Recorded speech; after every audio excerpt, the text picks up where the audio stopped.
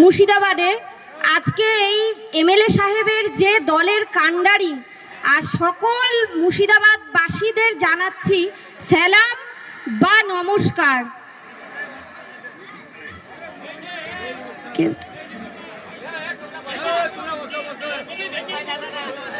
শান্তি এবং সম্মতির সাথে আমি জানাতে চাইছি যে এই দল বাংলায় কিন্তু একটা নতুন মুখ আর প্রতিবাদী মুখ, প্রত্যেকেই।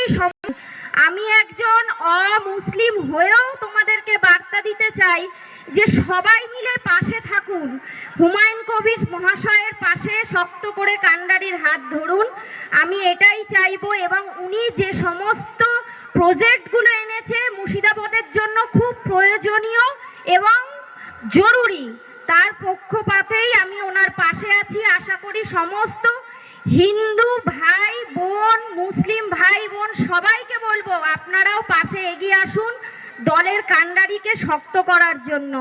এই বলে আমি আমার বক্তব্য শেষ করলাম।